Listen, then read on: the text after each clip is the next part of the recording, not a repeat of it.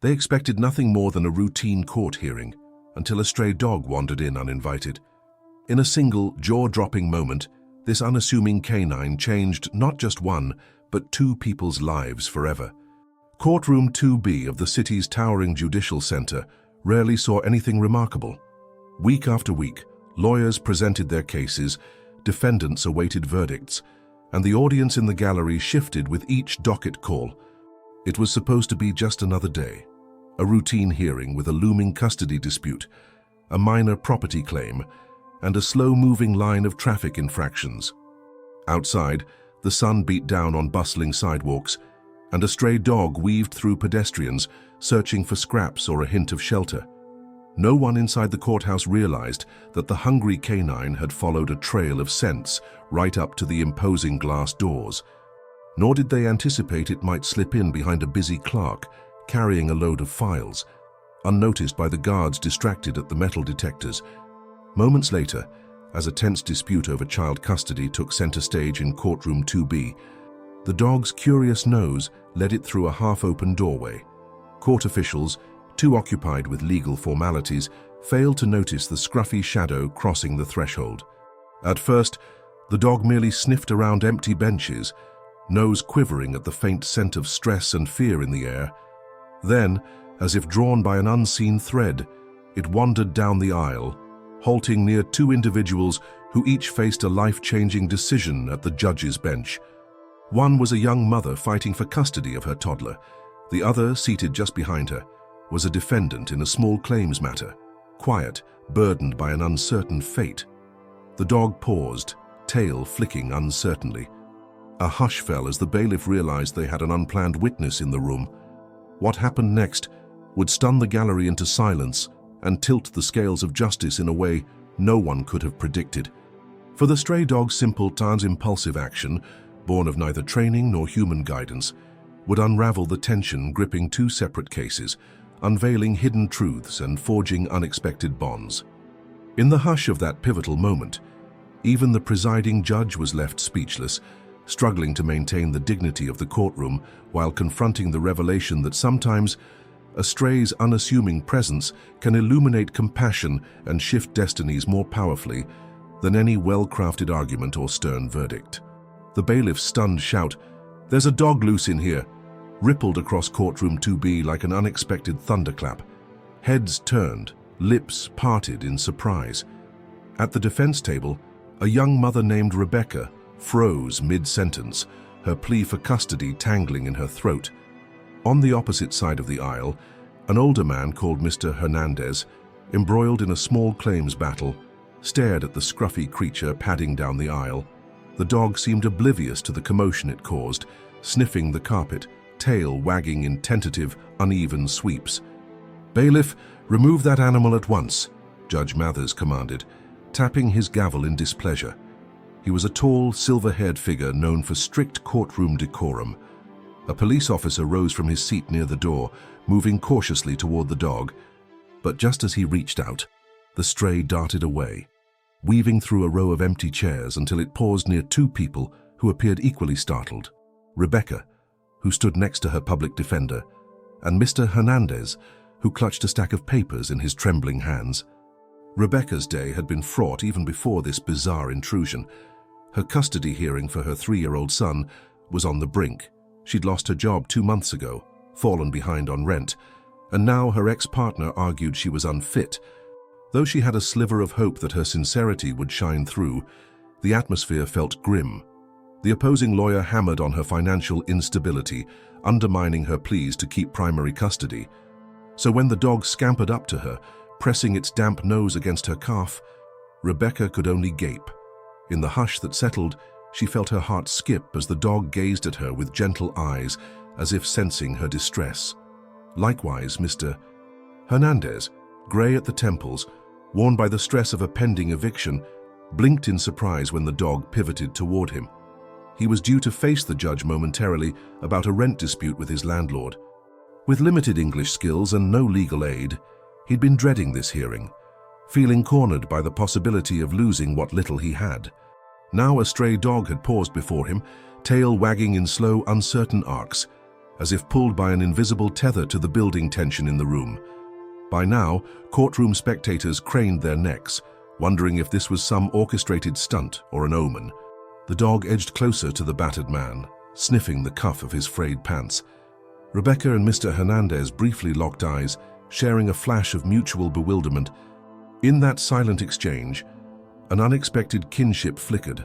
Both felt vulnerable, clinging to hope that the system might show them mercy they couldn't afford to secure otherwise.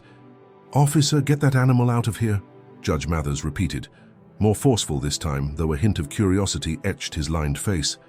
The police officer lunged again, but the dog slipped away behind Mr. Hernandez's chair, evading capture with a graceful twist. A few audience members stifled laughter. Others held their breath, uncertain how the judge might retaliate. Then, as if guided by some deeper instinct, the dog approached the judge's bench itself, ignoring the bailiff's frantic calls. Judge Mathers, gavel raised, and looked scandalized.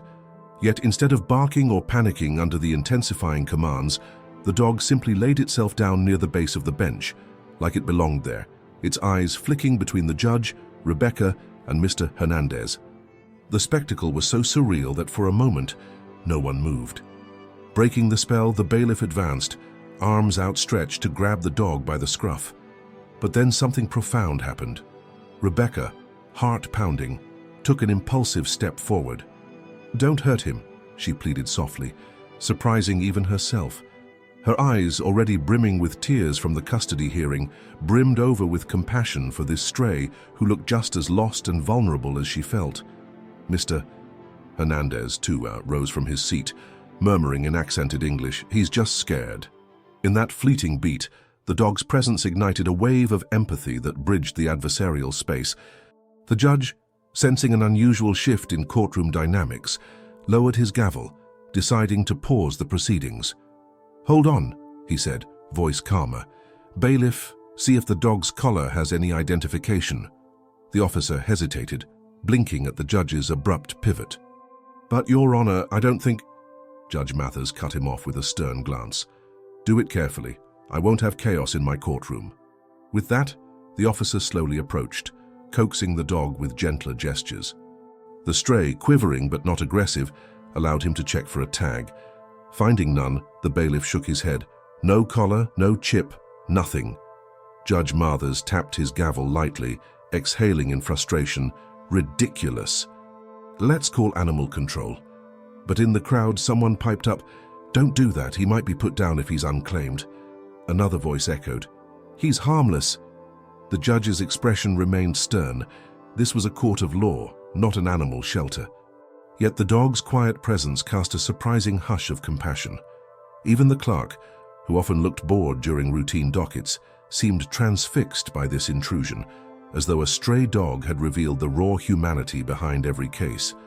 In the momentary lull, Rebecca found courage surging up. She approached the bench, tears still damp on her cheeks. "Your Honor," she said softly, "he might be lost, but he's not worthless. Just like some of us, Ka." Her voice cracked, referencing her own precarious situation, though she didn't finish the thought. The judge frowned, taken aback by her uninvited input, but intrigued nonetheless. Meanwhile, Mr. Hernandez stood at the edge of the room, placing his stack of eviction-related papers on a nearby seat, wanting to speak, yet unsure if his limited English could articulate the dog's significance. Judge Mathers, acknowledging the dog's calm submission at the bench, made a decision. "Bailiff, hold off on animal control for a moment. Let's settle these cases quickly. Then we'll address the dog's fate." A ripple of relief followed, especially from Rebecca and Mr. Hernandez, who both felt inexplicable concern for this stray. That the judge chose compassion over immediate removal was unorthodox. The fatherly older man, partially hidden in the gallery's back row, gave a nod of approval. Others, who came expecting dull legalities, watched with renewed interest. Could this nameless dog truly sway the direction of not one, but two hearings? Resuming order, Judge Mathers first summoned the landlord in Mr. Hernandez's claim, trying to clear the small claims matter promptly. Yet, every time a tense argument erupted, the dog would whimper or shift, drawing attention. Observers could sense a gentle current weaving through the room, as if in the dog's presence, hostility diminished. Even the landlord's tone softened when confronted with Hernandez's quiet desperation. Meanwhile, Rebecca's custody dispute still loomed, a weight on her heart as she fidgeted near the defense table, occasionally glancing at the dog for solace. So it was that a stray dog's simple act of lying down at the judge's bench set the stage for decisions that would soon rewrite two very separate fates. Neither Rebecca nor Mr. Hernandez grasped how integral the dog's presence would become in the judge's final ruling. Outside, the city bustled with routine indifference. But inside courtroom 2B, empathy, sparked by a homeless canine, began to bloom in unexpected corners, lighting a path for revelations no one could have predicted. And as the session continued, even the ever-stern Judge Mathers found himself softened by the stray's quiet grace.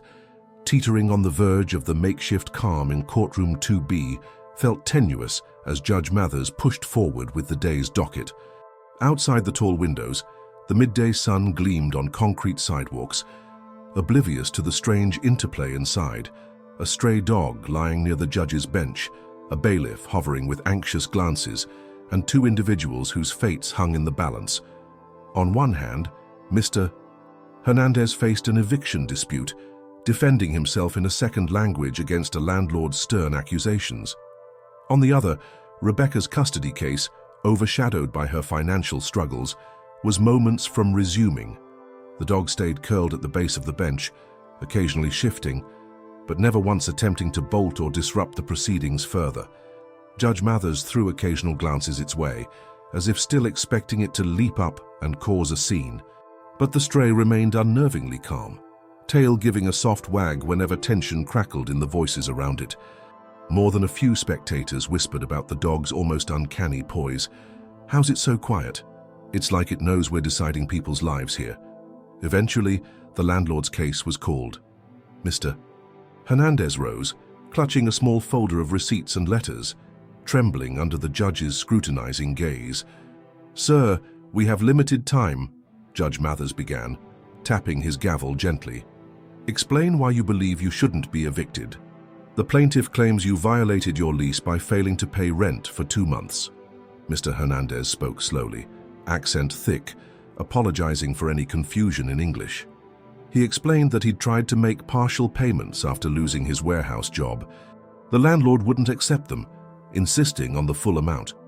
Then, after the landlord changed the locks on his unit's laundry room, Mr. Hernandez had to spend extra money at laundromats, pushing him further behind. "I want to pay," he emphasized, voice quavering. "I just need time. Please, no eviction."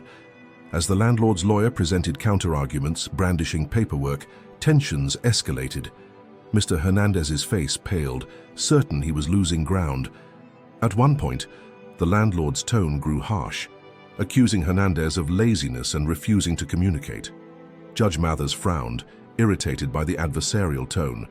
The dog, sensing the raised voices, let out a low whine, stirring the judge's attention. An odd hush followed, as though the dog's subtle protest reined in the landlord's aggression. Even the landlord's attorney glanced at the stray, baffled by its quiet influence. Judge Mathers, adjusting his glasses, sighed. "Landlord, you claim the defendant hasn't offered any workable payment plan, correct?" The landlord nodded firmly, arms crossed. Judge Mathers turned to Mr. Hernandez. "Is there any formal arrangement you can propose that's reasonable?" Mr. Hernandez nodded, stammering through an idea of partial rent plus covering the lock change fees. If only the landlord would accept.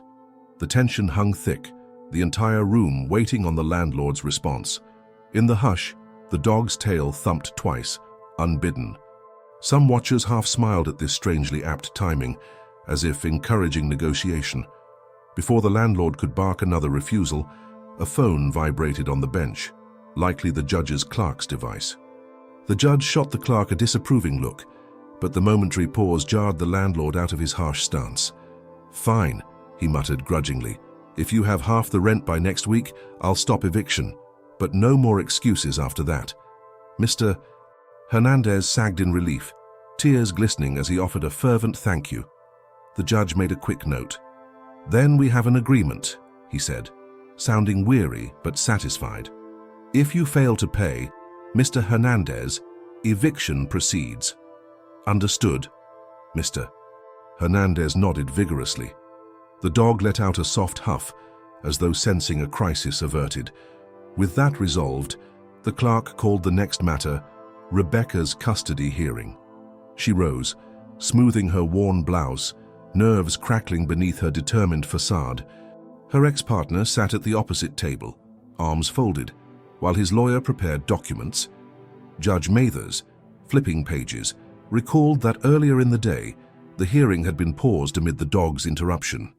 "All right," he said, glancing at his notes. "Ms. Prescott, you're requesting custody of a 3-year-old child, correct? Your ex argues you lack stable housing or funds to provide adequately." Rebecca swallowed hard. "Yes, Your Honor. I lost my job recently, but I've found part-time work now, though it's not a lot yet. I'm stable enough to care for my son, I promise." The ex-partner's lawyer sneered that her hours were insufficient, and rumors suggested she was behind on utilities. The fatherly older man in the gallery, her friend or relative, tried not to grimace at the lawyer's barbed words. The judge studied her intently, expression stern. "These are serious concerns. The child's welfare is paramount." Just as Rebecca struggled to frame her rebuttal, the stray dog rose from beneath the bench, padding slowly toward her. The bailiff, startled, moved to intervene, but Judge Mathers lifted a hand, curiosity overriding protocol.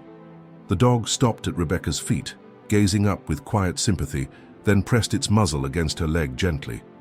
A collective intake of breath swept the courtroom. The ex-partner's lawyer paused mid-sentence, frustration etched across his features. Rebecca, tears spilling, reached down to pet the dog's head. "I'm trying, Your Honor," she whispered, voice trembling. "I might not have much money, but I won't abandon my son." It was the dog's silent affirmation that captured hearts in that moment. Even the judge blinked, at a rare loss for words.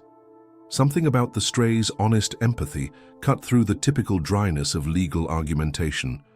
After a beat, the judge cleared his throat. "Ms. Prescott, I need solid evidence of your stability, not just sentiment, but—" He paused, glancing at the dog. "I see your sincerity. If you can provide documentation of your new employment, plus a plan for stable housing within 30 days, I'll consider granting you joint custody while final arrangements are determined." The ex-partner's lawyer sputtered, but the judge held up a gavel. "That's my decision. No final ruling yet, but I want to see you make progress." Rebecca, tears streaming in relief, thanked the judge repeatedly. She knelt, hugging the dog, who wagged its tail in a triumphant swoosh. A hush blanketed the gallery, as though no one dared break the soft resonance of compassion swirling through the room. Even the ex-partner, who'd come prepared for a total win, seemed subdued, eyeing the dog with uncertain wonder. Judge Mathers, tapping his gavel lightly, signaled the day's session was near its end. "Bailiff, about that dog," he began. All eyes swung to the officer, who looked sheepish. "There's no sign of an owner, Your Honor," the bailiff said. "We could call animal control." A flicker of anxiety rippled across Mr. Hernandez and Rebecca, who each felt oddly protective of the stray that had, in unspoken ways, championed their causes. The fatherly older man in the gallery coughed, stepping forward. "Your Honor, if I may, maybe someone here can keep the dog. It seems special." Judge Mathers gazed at the stray, his earlier exasperation tempered by the day's revelations. After a moment of contemplation, he motioned for Rebecca to approach. She did so, tear-stained but resolute. The judge spoke softly, uncharacteristic warmth weaving into his tone. "Ms. Prescott, you're not exactly flush with resources. Are you sure taking on a dog is wise?" She inhaled shakily. "I know it sounds foolish, but I'd do it if I could, Your Honor. He's been a sign of hope for me." She cast a glance at the dog, who wagged in half understanding. At the same time, Mr. Hernandez timidly raised his hand. "I can feed him, keep him safe. I have a small yard, if landlord agrees." Surprised, Rebecca turned to him. A tender connection sparked. Both had seen the dog stand by them, in a sense, during their darkest court battle. Before the judge could respond, The fatherly older man in the gallery stepped closer, volunteering that maybe a joint solution existed. A ripple of gentle laughter passed. Joint custody for a dog. Judge Mathers huffed, though not unkindly. Finally, the judge sighed. I won't force the issue. If either of you wants to adopt the dog, coordinate with the bailiff, but make sure he's cared for properly. Court is adjourned. With a decisive gavel tap, the session ended. The clerk packed up papers, lawyers dispersed, and the bailiff stooped to pat the dog's scruffy coat, an unexpected grin on his face. In the corridor afterward, a swirl of conversations blossomed. Mr. Hernandez and Rebecca, both emotionally drained, hovered near each other. The dog trotted between them, tail wagging like a conciliator bridging two different struggles. A hesitant smile rose on Rebecca's lips as she thanked Mr. Hernandez for offering to help with the dog. He shrugged shyly, explaining that though his finances were tight, he felt compelled to give back, to the dog that gave him courage, and to the kindness that had swirled around them both. Watching this exchange, Ms. Hawkins from the back row realized she'd witnessed something far beyond typical court drama. A silent dog had softened hearts, spurred empathy, and brought two strangers together in mutual compassion. Thus, as they left the courthouse, an extraordinary bond formed around that stray's presence. Mr. Hernandez walked away with a reprieve from eviction, given his new partial payment plan. Rebecca walked away with a glimmer of hope in her custody battle, determined to stabilize her life. And the dog, wagging its way down the marble steps, found not just one but two people ready to stand by it, each carrying a fresh sense that no matter how precarious their circumstances, kindness and solidarity, embodied by a nameless stray, could transform the bleakest legal disputes into a moment of shared grace.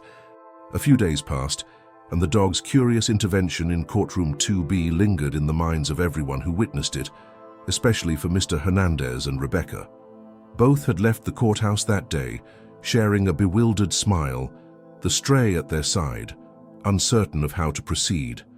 Outside, the fatherly older man, actually Rebecca's distant uncle, Martin, hovered offering translations for Mr. Hernandez's limited English.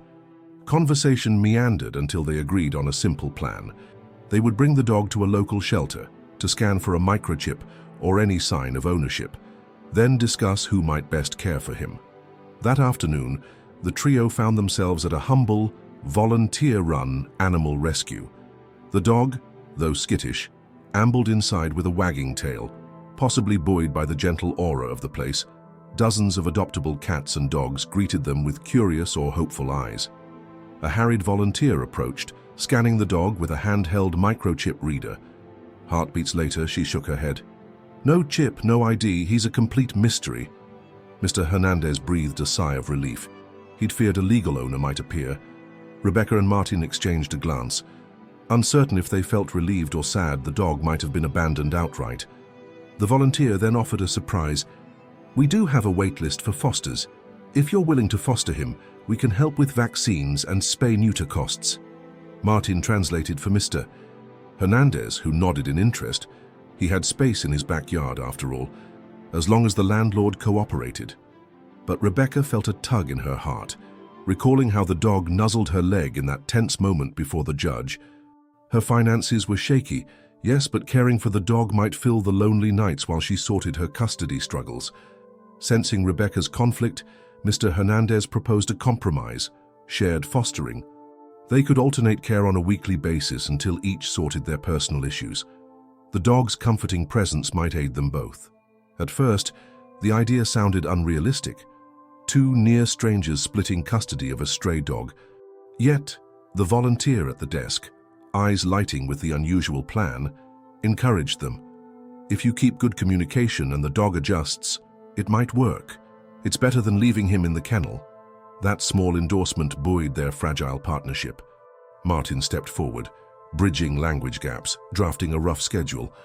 On weekdays, Mr. Hernandez would keep the dog while Rebecca worked part-time at a diner.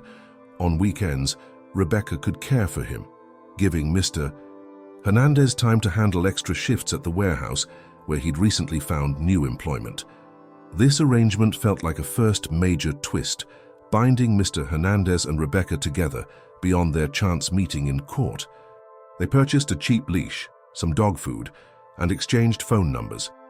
The dog, caught in the swirl of new smells and voices, wagged his tail at both humans, as if forging an agreement all his own. Neither caretaker had expected to see each other again outside that tense courtroom. Yet here they stood, united by a dog who'd wandered in unannounced. Another revelation soon arose. The dog's calming influence carried over into both people's personal struggles. For Mr. Hernandez, returning home from a stressful day at the warehouse to find a wagging tail waiting, brought solace he never knew he needed. He'd gleaned scraps from his dinner, fresh tortillas or leftover rice, to supplement the store-bought kibble, always apologizing softly that he couldn't afford fancy brands. The dog, indifferent to brand names, devoured the food gratefully, tail drumming on the kitchen floor. Each evening, Mr. Hernandez found himself practicing English phrases with the dog, feeling less lonely in his tiny apartment.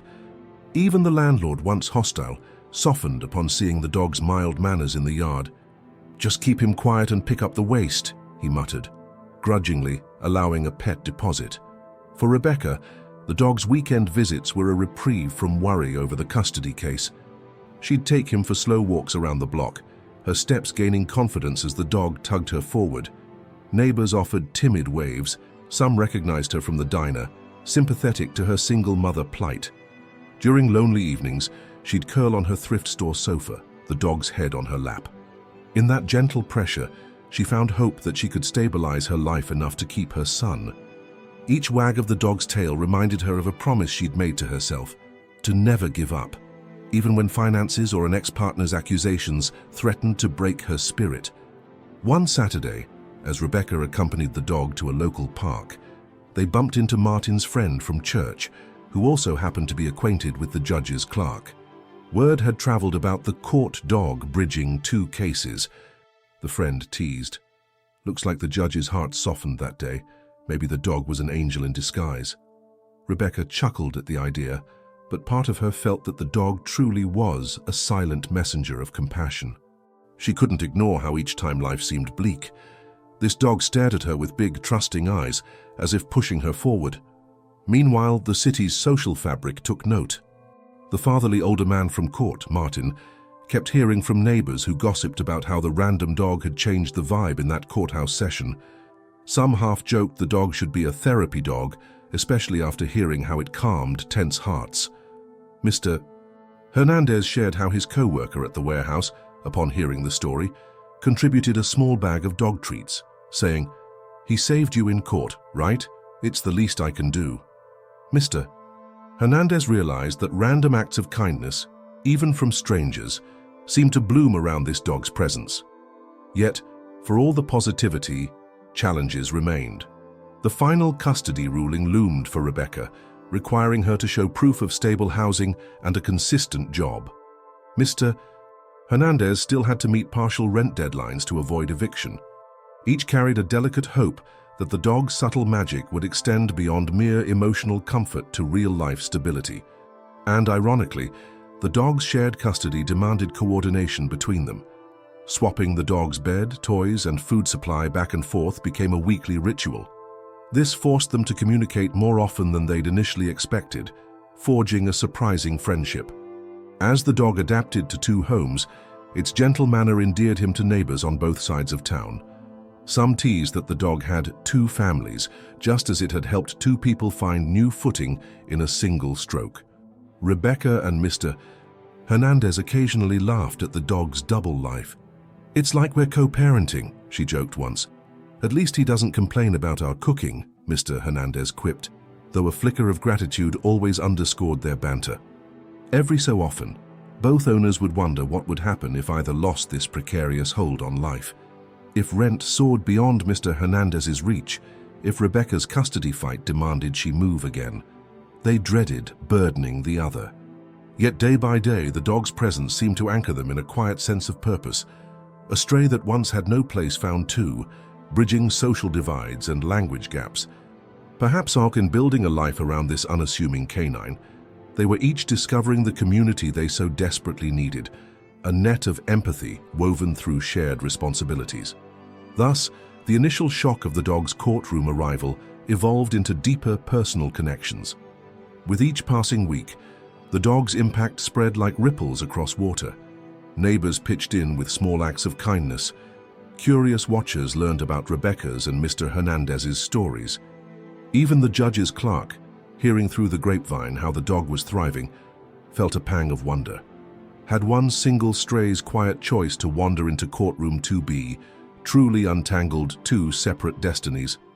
Unbeknownst to them all, the second act of this unfolding tale teetered on the edge of a bigger revelation, one that would challenge each caretaker's assumptions and bring the dog's role to a dramatic, life-altering crescendo. Taking a closer look at the story, the stray dog's presence significantly impacts Mr. Hernandez and Rebecca, bridging their instances. Each character's backstory unravels to reveal their shared challenges, demonstrating how the dog's companionship fosters mutual understanding and growth. Okay, let's ensure clarity by confirming the next advanced development block, which focuses on the characters, reactions, and adjustments to the new revelation. Days turned into weeks, and the shared dog arrangement between Rebecca and Mr. Hernandez settled into a cautious routine. Every Monday morning, the dog would transition from Rebecca's small apartment to Mr. Hernandez's place, and every Friday afternoon, Rebecca would pick him up again. At first, the dog showed signs of confusion, whining at either home's door when it sensed movement out front, or pacing anxiously each time it rode in different cars. But slowly it adapted, greeting each caretaker with a wagging tail as if acknowledging that life, while unusual, had finally granted it two families instead of none. Still, the realities of co-parenting a pet remained complicated. Rebecca maintained part-time hours at the diner in the hopes of securing more shifts to prove her financial stability for the custody hearing.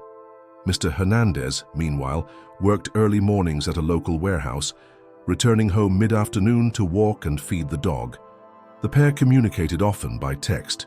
"He's scratching the door, maybe anxious," or "forgot the dog's toy, we'll bring it tomorrow." In bridging their separate struggles, the dog also bridged two corners of the city, an unexpected link between lives that, until that fateful courtroom day, had no reason to intersect. Rebecca's fight for custody weighed heavily on her mind. Though the judge had granted her a small reprieve, demanding proof of stable employment and a place for her son to sleep safely, time ticked by relentlessly. She worried each time she paid bills late, or scoured job listings that promised more hours but offered meager pay. Yet each weekend when the dog trotted through her door, tail wagging, a calm warmth spread through her cramped living room. She discovered that walking the dog around the block in the evenings soothed her racing thoughts, gave her clarity. Even neighbors who might have turned away from her struggles offered a smile or short conversation when they saw the dog's friendly posture. Surprisingly, the dog's presence also affected her ex-partner's stance. During a tentative conversation about visitation scheduling, her ex-partner showed curiosity. "Where'd you get that dog? He looks well fed." Rebecca haltingly recounted the court incident, how the dog mysteriously entered and softened tensions. Her ex-partner, though still skeptical of her financial stability, seemed disarmed by the story. "Maybe you're not as alone as I thought," he muttered, almost grudgingly acknowledging that empathy was growing around Rebecca's situation. She clung to that subtle shift, hoping it might ease the custody negotiations. On Mr. Hernandez's side, the dog's addition reshaped his humble apartment life. The once dreary space echoed less with loneliness, replaced by soft panting and the tapping of canine paws on the linoleum floor. Each time he returned from the warehouse, back-aching, mind clouded by rent worries, he'd find the dog waiting at the door, tail beating a gentle rhythm of welcome. Even the landlord, who sporadically prowled the grounds, seemed disinclined to escalate eviction threats, noticing how diligently Mr. Hernandez tended to the dog and kept the yard clean. What truly surprised Mr. Hernandez was how this shared dog arrangement nudged him to expand his social circle. In the past, he avoided contact with neighbors, worried about his limited English and precarious finances. Now, the dog served as a conversation starter. Neighbors offered him leftover dog treats, or kids squealed to pet the court dog, rumored to have undone a meltdown in courtroom 2B. He felt less like an outcast, forging light friendships that eased his fear of eviction. Meanwhile, each drop-off or pick-up between Mr. Hernandez and Rebecca became a mini-meeting in itself, forging a slow but steady friendship. Whenever Rebecca arrived on Friday evenings, she'd ask about Mr. Hernandez's job or confirm he had enough groceries. Mr. Hernandez reciprocated, inquiring if her custody hearing updates were going well, offering a supportive nod even if language barriers limited deep conversation. Sometimes, Martin, Rebecca's uncle, came along to help translate more complex topics, from clarifying dog food preferences to discussing the next steps in her custody plan. Little by little, the dog's shared presence eroded the strangers' divide. They discovered small joys, like the dog's love for a squeaky tennis ball or how he'd tilt his head at certain music. Mr. Hernandez grinned whenever Rebecca reported these quirks, acknowledging the dog's continuity of personality across two homes.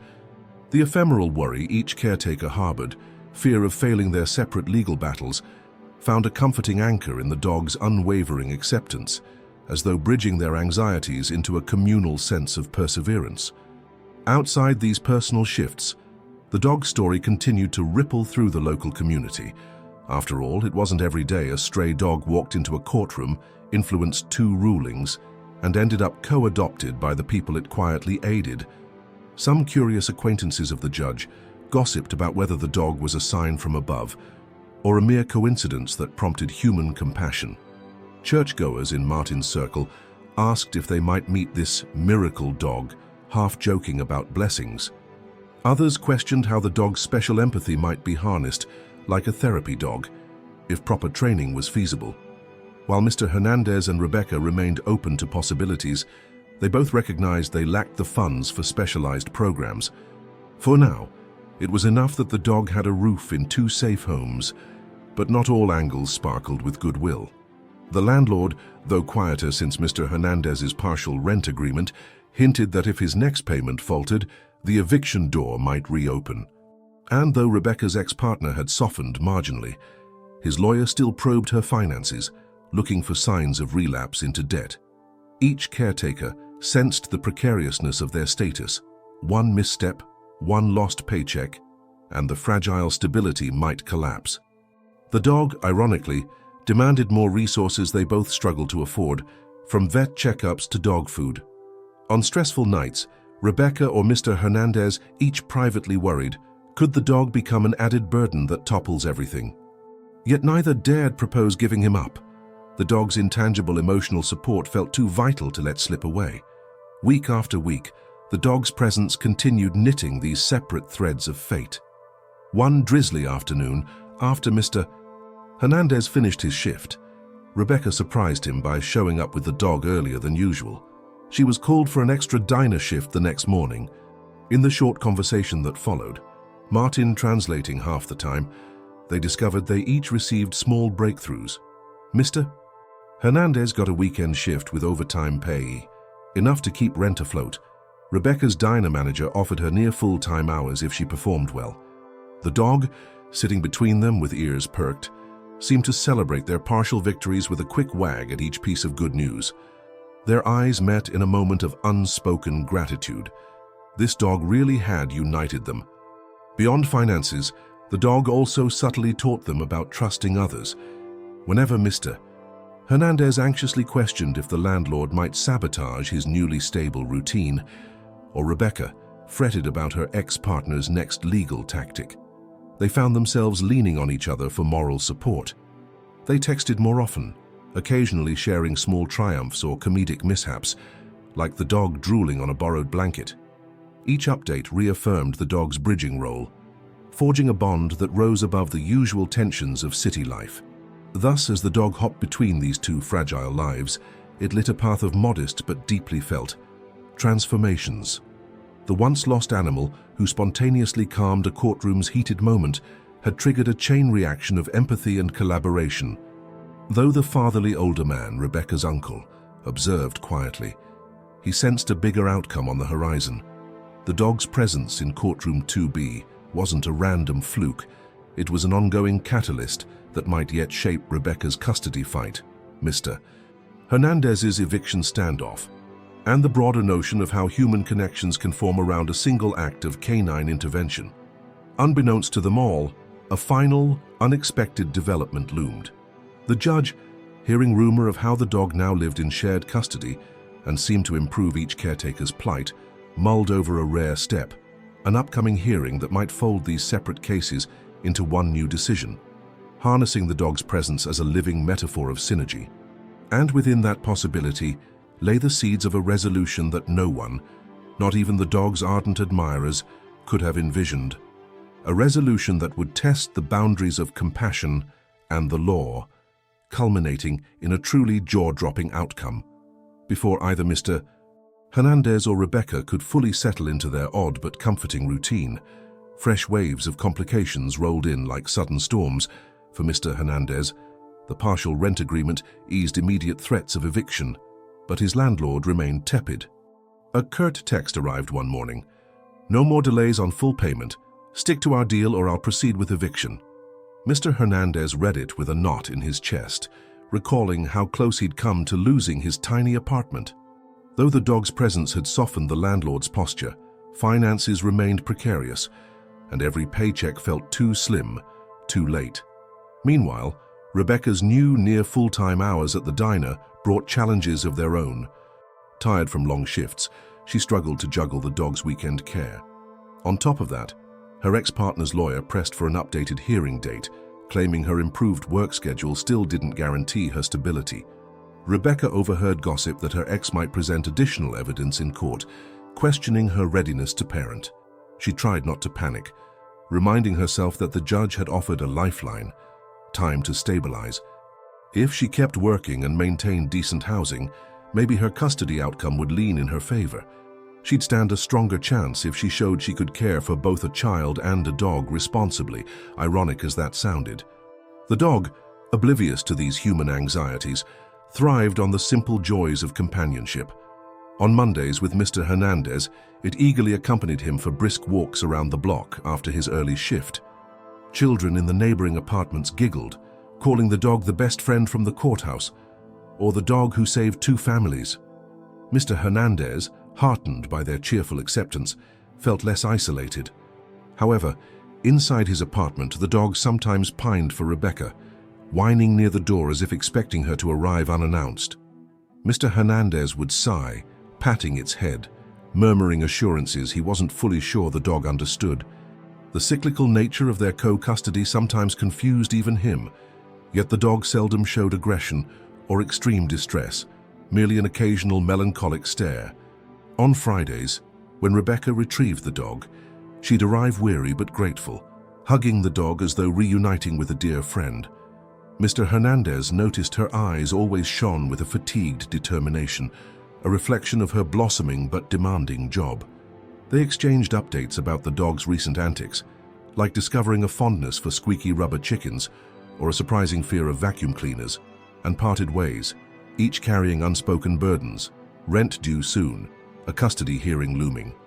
In these subtle subplots, the dog remained a silent anchor, bridging their precarious worlds. Word of their shared dog arrangement filtered back to the fatherly older man, Martin, who had observed the dog's courthouse cameo. Martin, though not wealthy, quietly offered assistance. He helped Mr. Hernandez with translations and legal forms, ensuring the landlord's demands stayed within reason. For Rebecca, he arranged a quick meeting with a local advocate for single mothers, hoping she might glean advice for her impending court date. Each time Martin witnessed the dog's calm effect on both parties, he shook his head in wonder. Who would have guessed a homeless canine could spark such collaboration? Yet new pressures arrived when Ms. Huang, the local reporter fascinated by the dog's tale, reached out to Mr. Hernandez for an interview. Intrigued by how the dog had not only altered 2 separate fates but now bounced between homes, Ms. Huang smelled a human interest piece that could captivate readers. Mr. Hernandez, shy and wary of public attention, hesitated. Rebecca echoed that caution, feeling her custody case might be complicated by media coverage. A quiet debate ensued.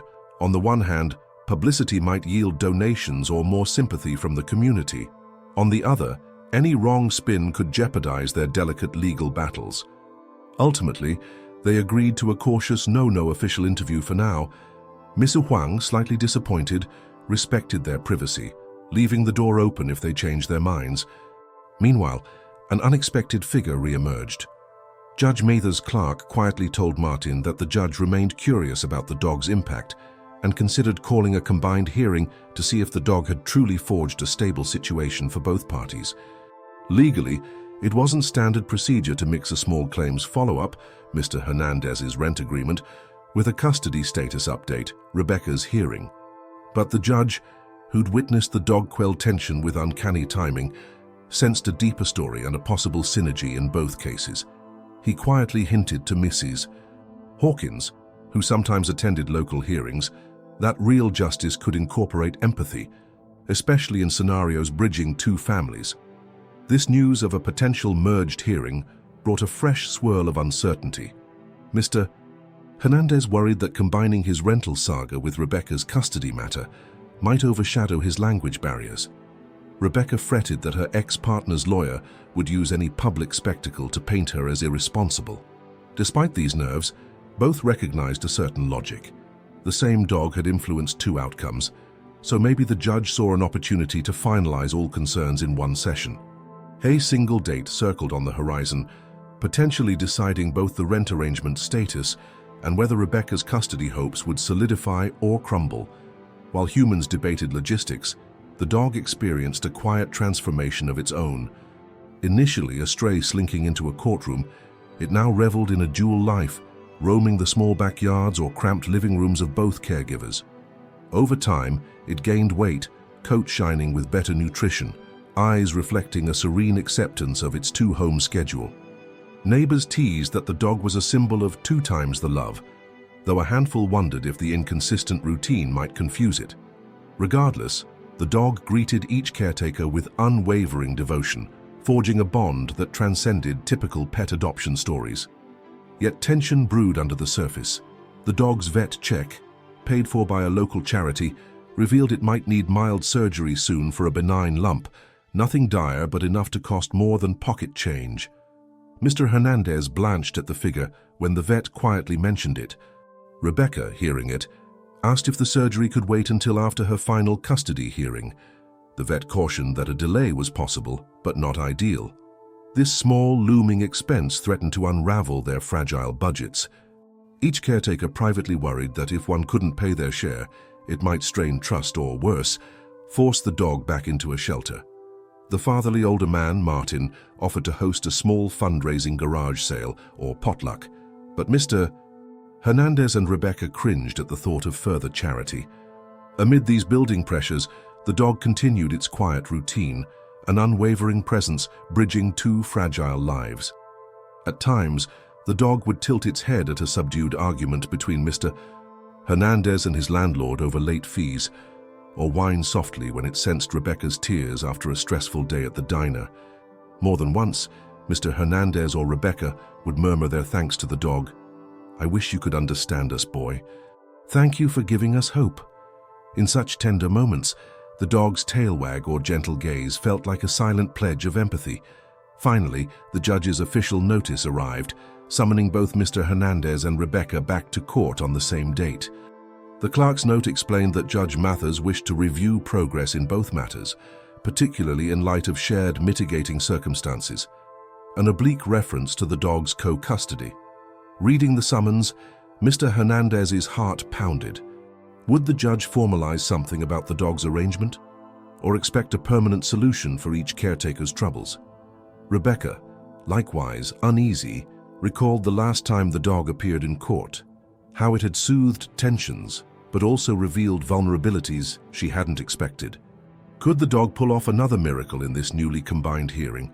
Thus, as a new court date loomed, the lives of these two improbable dog owners teetered on a knife's edge.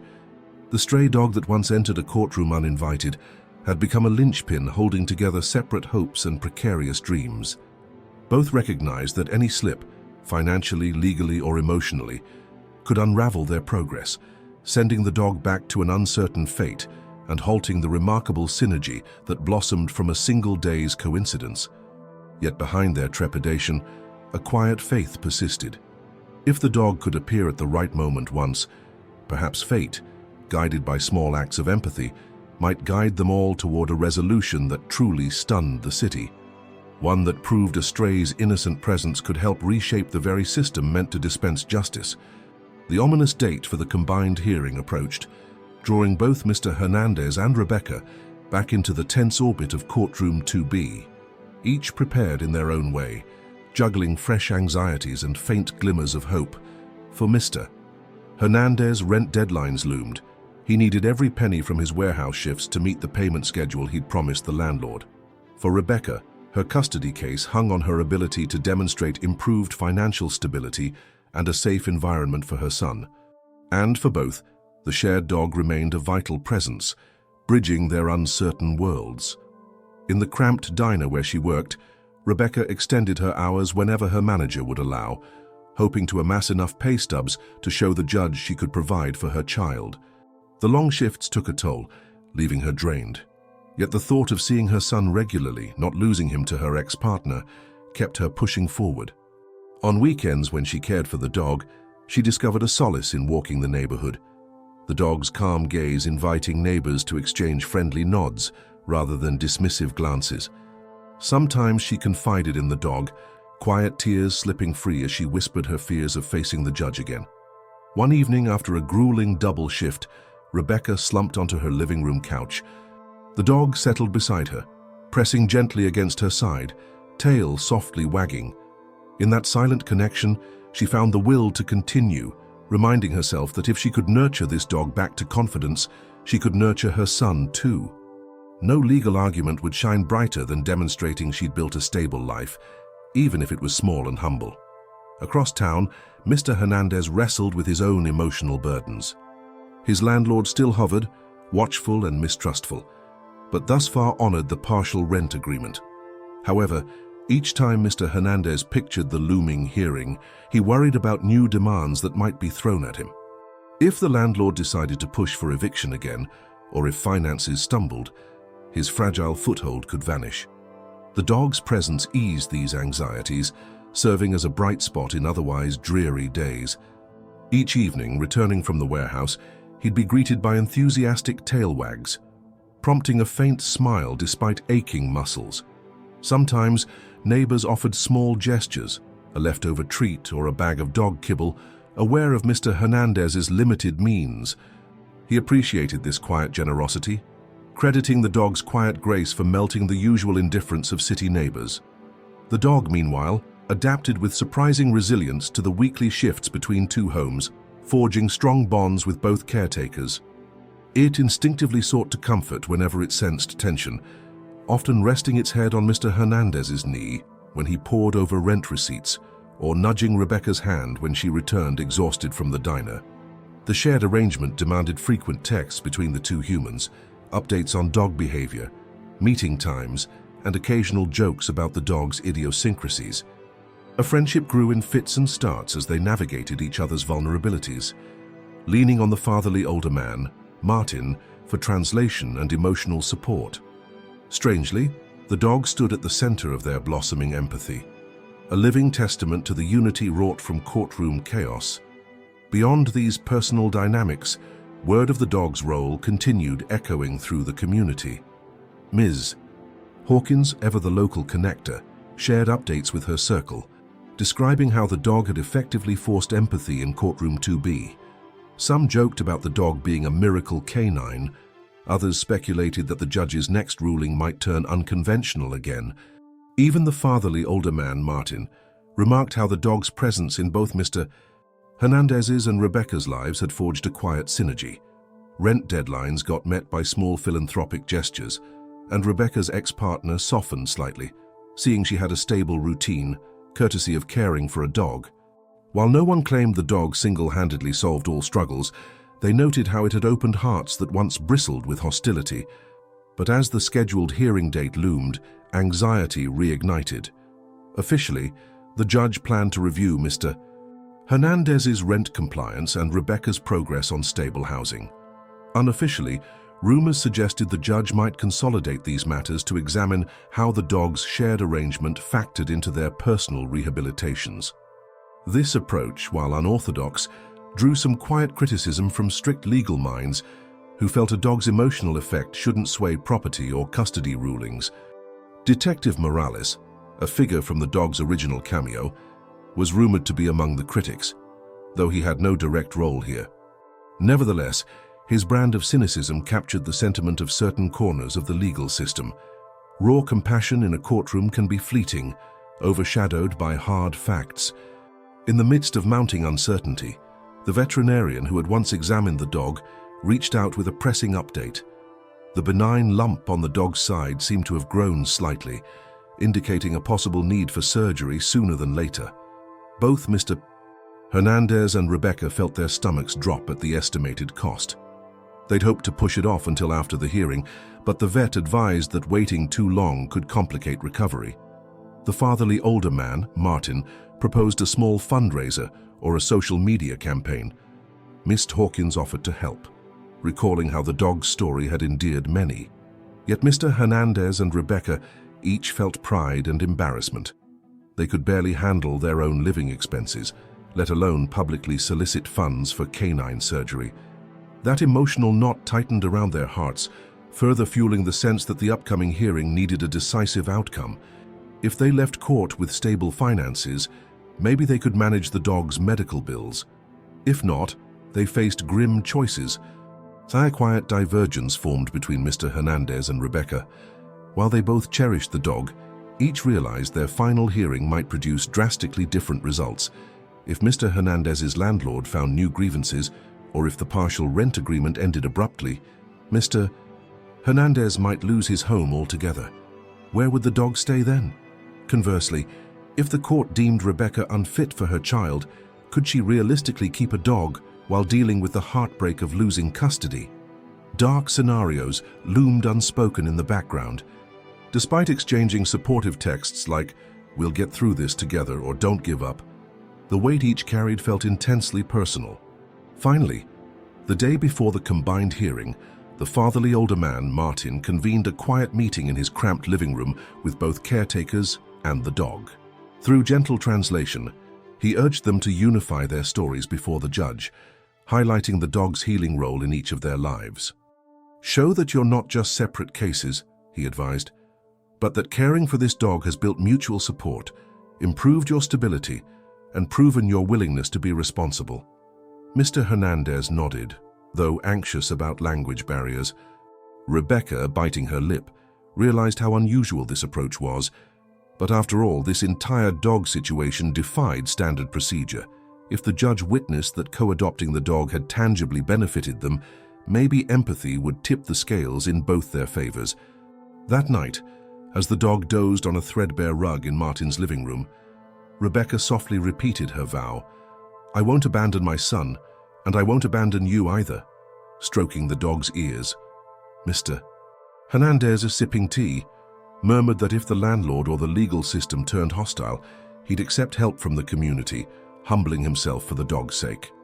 In this shared sense of fragile resolve, they braced for the climactic hearing, praying the stray's improbable presence would once again spark a wave of compassion under the courthouse's fluorescent lights. Because this time, they recognized that raw compassion might be the only shield they had left to shelter their tenuous holds on dignity, family, and a dog that had united them against all odds. The following morning, the courthouse loomed under a washed-out sky. Rebecca arrived first, clutching a worn binder of documents intended to prove her improved finances. Just behind her walked the dog, tail wagging hesitantly, as if recalling the tension of the last time it entered these halls. She debated leaving the dog with Mr. Hernandez until after the hearing, but Martin convinced her that the animal's presence might inspire empathy once again. Nervous flutters churned in her stomach at the idea of openly showcasing the dog's role in her life. Minutes later, Mr. Hernandez arrived, wearing a borrowed suit that looked slightly big on his narrow shoulders. The dog, spotting him, tugged on the leash, wagging faster until Mr. Hernandez knelt to greet it. Seeing Rebecca's anxious face, he offered a small smile, wordlessly conveying that they'd face whatever happened together. Martin hovered nearby, ready to translate if needed. The fatherly older man had helped gather a smattering of supporting letters from neighbors, attesting to each caretaker's responsible dog ownership. Small tokens meant to sway Judge Mathers, if he proved skeptical. When the bailiff opened courtroom 2B for the day's session, tension rippled through those assembled. A few spectators took seats, possibly curious about the court dog they'd heard rumors of. The dog stepped inside with a subdued gait, ears flicking at echoes from the corridors. At the bench, Judge Mathers consulted his docket, glasses perched on the tip of his nose. After the usual preliminary calls, he announced in a calm but firm voice that the agenda included revisiting Mr. Hernandez's rent case, Rebecca's custody matter, and any updates on the dog's role if relevant. That final mention prompted a stir in the gallery, and the dog let out a low whine as if picking up on the heightened mood. The bailiff, recalling the unexpected chaos last time, eyed the dog warily, ready to intervene if it dashed around again. But the dog merely sat beside Rebecca, panting softly. Judge Mathers then gestured for them to stand at their respective tables, with Mr. Hernandez and his translator at one day, Rebecca at another. The fatherly older man, Martin, stood near the middle, prepared to address the court if asked. Despite the unusual arrangement, the judge seemed more curious than annoyed this time, having prepared for a combined hearing that might yield a final resolution. He called Mr. Hernandez first, glancing at the landlord's lawyer, who scowled but maintained composure. Last time we convened, we granted Mr. Hernandez a grace period to catch up on rent. Has he complied? The landlord's lawyer grudgingly admitted partial compliance, though behind schedule by a few days. Mr. Hernandez, swallowing nerves, explained he'd soon have enough for the next payment, pointing out the stable job he'd secured. The landlord's lawyer pressed for firm assurance, eyeing the dog as if irritated by its presence. A quiet hush fell, and the dog chose that moment to nudge Mr. Hernandez's calf gently, tail tapping the floor. Judge Mathers cleared his throat, seeming to recall the subtle effect the dog had. He asked the landlord directly whether an eviction was still sought. The lawyer hesitated, then said if Mr. Hernandez paid everything due within the next 2 weeks, the landlord would settle. Nods all around signaled partial relief, though no one fully relaxed. Mr. Hernandez still teetered financially. Next came Rebecca's turn. The judge shifted papers, stating that her custody hearing had been delayed but demanded proof of her capability to support her child. Rebecca, voice trembling, presented her updated pay stubs and a note from her employer praising her reliability. She pleaded for a chance to maintain at least partial custody rather than see her son whisked away to her ex full-time. Her ex-partner's lawyer, stony-faced, argued that a single job in a modest apartment might still be unstable. Rebecca swallowed tears, wanting to highlight the dog's positive influence on her emotional well-being, but uncertain if the court would deem it relevant. Sensing the moment, Martin politely asked to speak. Judge Mathers allowed it, recalling Martin's presence the last time. In measured tones, Martin relayed how both Mr. Hernandez and Rebecca had co-custody of the dog, describing how they'd responsibly coordinated vet visits, feeding costs, and training. The dog in question lay calmly at their feet, a living testament to an unusual synergy. Martin explained that this arrangement had propelled each caretaker to be more organized and communicative, building self-reliance. He pointed out that Mr. Hernandez had formed supportive ties in his community, while Rebecca had balanced a hectic schedule to show she could handle caring for another living being, even a dog. The dog, as if on cue, trotted forward, approaching the judge's bench with slow, respectful steps. A ripple of murmurs cascaded through the audience. Judge Mathers regarded the dog, half smiling this time. No longer was it an unwelcome intruder. It was an emblem of the compassion bridging 2 legal cases. The dog sat quietly, tail wagging once, looking up at the judge as though waiting for instructions. The bailiff, poised to react, relaxed upon seeing the judge's calm expression. Taking a breath, Judge Mathers made a pointed remark. It's rare that a single stray touches 2 unrelated court matters, yet here we are. Mr. Hernandez has mostly complied with rent terms, and Ms. Prescott, Rebecca, showed improved employment. The dog's presence apparently helped each maintain some stability. I must decide if that stability is sufficient for final rulings in both these cases. Are both of you prepared to finalize agreements? Mr. Hernandez nodded, voice shaky, promising full rent if given 2 more weeks. Rebecca swallowed and heart thumping, repeating her vow to keep her child safe and financially provided for. The ex-partner's lawyer muttered about verifying her next paycheck. Judge Mathers weighed these statements with the air of a man balancing rigid law and intangible empathy. Looking at the dog, he mused aloud, "This animal straying into my courtroom changed the tone. Can it change outcomes too? The law must remain objective, yet I can't ignore the human factor." When the dog ambled to his footrest, placing its head on the judge's shoe, the tension in the room shifted again. Judge Mathers exhaled, pressing fingertips together. "I see no reason to extend Mr. Hernandez's case further, as he and the landlord have an agreement, fulfill it, and the eviction is void. For Ms. Prescott, the custody issue remains more delicate. However, given new evidence of stable employment, I'm inclined to grant partial custody, contingent upon continued proof of income." A hush fell, with Rebecca's eyes flooding with tears of gratitude. The ex-partner's lawyer stiffened but didn't protest. Judge Mathers tapped his gavel lightly. "Any further protests or clarifications?" Silence reigned. The dog looked up, then trotted back to Rebecca and Mr. Hernandez, tail beating once. Judge Mathers offered a rare, faint smile. "Then courtroom 2B is adjourned. Ms.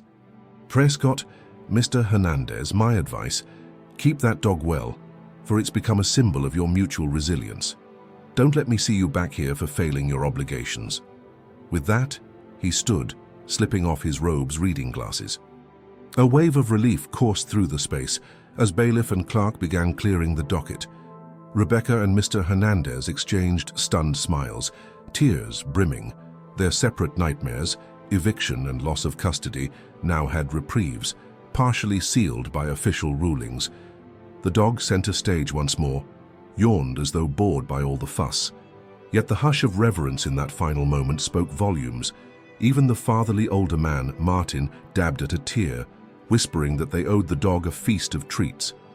And as the quiet overcame courtroom 2B, everyone present recognized that the dog's second unplanned cameo had indeed shaped a final resolution no legal script could have scripted better. When the day's proceedings concluded, Rebecca and Mr. Hernandez lingered in the corridor outside courtroom 2B, each clutching paperwork affirming their unexpected victories. The judge's final word, granting her partial custody under continued financial improvements and confirming his rent arrangement, still rang in their ears. They both cast grateful glances at the dog, who sniffed the marble floor near their feet, entirely unaware of its profound role in shaping those outcomes. A small crowd of onlookers dispersed gradually, some smiling at the trio in passing, whispering about the miracle dog that had intruded on legal affairs not once, but twice. The fatherly older man, Martin, wiped his eyes and approached the dog with a quiet "thank you," scratching behind its ears. Mr. Hernandez and Rebecca exchanged relieved smiles. The tension of the hearing might have ended, but the next stage, actually living up to the court's expectations, had just begun. The dog's presence had softened the judge's approach, yet real life still demanded rent be paid, children be fed, and a stable environment maintained. As they prepared to part ways, Rebecca and Mr. Hernandez paused for a moment, unsure who would take the dog that evening. Typically, the dog stayed with Mr. Hernandez on weekdays, but the hearing's outcome had scrambled their schedules. Nervous laughter passed between them. Finally, Mr. Hernandez patted the dog's head and turned to Rebecca. "You have a shift tomorrow?" he asked, words slightly broken. She nodded. "Yes, double shift, morning to evening." Hesitating, she admitted, "I'd love to celebrate tonight, but I can't skip work." A flicker of regret crossed her face. Mr. Hernandez, mindful of the dog's well-being, offered to keep it for a few more days until her schedule eased. Rebecca thanked him, acknowledging she could see the dog again on her next day off. The fatherly older man offered to drive them all home, but Mr. Hernandez declined politely, explaining he'd already arranged a ride with a co-worker. So, amid subdued hugs and quiet tears of relief, they split, Rebecca heading to her bus stop, Mr. Hernandez guiding the dog out to the parking lot. For a stray that once wandered into this courthouse lost and starving, it now trotted out with two guardians, each returning to a fragile but hopeful life. Yet just as they thought the final chapter had closed, a subtle new complication arose. The local news station, having heard rumors of the dog's repeated influence on court rulings, ran a brief segment that evening. Grainy footage from a cell phone, captured by a curious onlooker, showed glimpses of the dog lying near the judge's bench, the hush in the room, and the subdued applause at the outcome. A reporter's voiceover named the dog the court canine, asking if this was an isolated quirk or evidence that compassion could thrive in the legal system. Although the piece was short and overshadowed by bigger headlines, it stirred a fresh wave of curiosity. Neighbors texted Rebecca or Mr. Hernandez, asking if they'd seen the broadcast. Rebecca, returning exhausted from her diner shift, caught a rebroadcast on the small TV in her living room. Her weary eyes flicked with anxiety at the sudden spotlight. Might her ex-partner's lawyer use the coverage as ammunition, arguing the judge had been swayed by spectacle rather than legitimate evidence? The fatherly older man, Martin, shrugged when she asked him, reasoning that public sympathy might outweigh any negative spin. "The dog is a symbol," he said simply. "It's helped you both. Why fear honesty?" Mr. Hernandez, too, saw snippets of the broadcast. A co-worker teased him the next day, saying, "You're on the news, man. That dog's famous." A swirl of embarrassment and pride coursed through him. He didn't crave fame, only stable rent and a quiet existence. Yet if the dog's story inspired some measure of understanding, then maybe public interest could serve them in a positive way. Meanwhile, behind these rippling after-effects, real life trudged on. Mr. Hernandez worked extra shifts, each paycheck meticulously portioned to cover rent, groceries, and a bit for the dog's upcoming surgery. Rebecca likewise budgeted carefully, balancing her child's expenses with the need to keep the dog comfortable on her weekends. The surgery weighed on both minds, though the vet said it was minor. The cost loomed as a potential stumbling block. Martin kept pressing for a small fundraiser, but Mr. Hernandez and Rebecca both hesitated, feeling undeserving of more charity. Despite the precarious finances, each caretaker kept up with the dog's needs. They alternated buying dog food, rotating vet check appointments, and even scheduling play dates in the park when time permitted. On these park visits, the dog pranced around joyfully, oblivious to the complicated arrangement that allowed it to have two homes. Sometimes local kids joined, giggling at the dog's goofy attempts to chase a half-flat soccer ball or greet every new face. Those who recognized the court dog from rumors or the news piece would approach with awed expressions, asking if it was truly the same stray that had wandered into a tense legal hearing. Mr. Hernandez or Rebecca would smile, confirming yes, it was indeed that dog, pointing out how healthy it looked now compared to those early days. Curiously, the dog seemed to have an instinct for bridging awkward social gaps. If Mr. Hernandez ran into a neighbor who once disapproved of him having a pet, the dog's wagging tail and gentle nudge often melted the tension. If Rebecca's ex-partner arrived unexpectedly for a custody-related chat, the dog would sidle up, its earnest brown eyes deflating some of the antagonism. The fatherly older man, observing all this, privately mused that the dog was no ordinary stray, that it carried a mysterious gift for quiet empathy. Still, not every corner of their existence glowed with positivity. The landlord occasionally threatened to tack on extra fees if Mr. Hernandez showed any hint of late payment, making the man's stomach tie in knots with each approach to payday. Rebecca's ex-partner's lawyer remained combative, planning to challenge her progress at the next custody check-in. And though the dog soothed anxieties, it also demanded time and resources neither caretaker had in surplus. Each fleeting moment of contentment came with the reminder that a single bad break, an unexpected bill, a changed work schedule, could derail them again. But as the dog dozed peacefully on each caretaker's couch, weekdays at Mr. Hernandez's, weekends at Rebecca's, both realized the dog was more than just a comfort or a symbol. It had become a living testament to resilience. If a nameless stray, once unwanted, could find security in two partial homes and shape two legal outcomes, then maybe those two individuals could find their own second chances. Holding on to that belief, they navigated the swirl of minor dramas that each week brought, determined not to let the dog's momentum fade. The fatherly older man, Martin, saw their quiet resolve and, in turn, felt renewed faith that compassion could carry them through the next inevitable wave of challenges. The chilly dawn came early on the day Rebecca and Mr. Hernandez drove the dog to the vet for its minor lump removal. Though the procedure wasn't deemed high risk, both caretakers approached it with heavy nerves. For a stray that had grown to symbolize hope in their precarious lives, any medical ordeal felt fraught with potential disaster. The fatherly older man, Martin, joined them, offering calm reassurances as they sat in a cramped waiting area. When a veterinary assistant emerged, clipboard in hand, she directed them to a small exam room. The dog, tail swishing uncertainly, followed. Mr. Hernandez tried to appear composed, but worry shadowed his face. Rebecca wrung her hands, recalling the cost they'd barely covered thanks to a hodgepodge of her diner tips, Mr. Hernandez's warehouse pay, and some small donations from neighbors. Even so, the sum left them dangerously close to missing rent or child expenses. Yet they felt they owed this dog, who had given them so much intangible support, whatever care it needed. The vet arrived, smiling gently.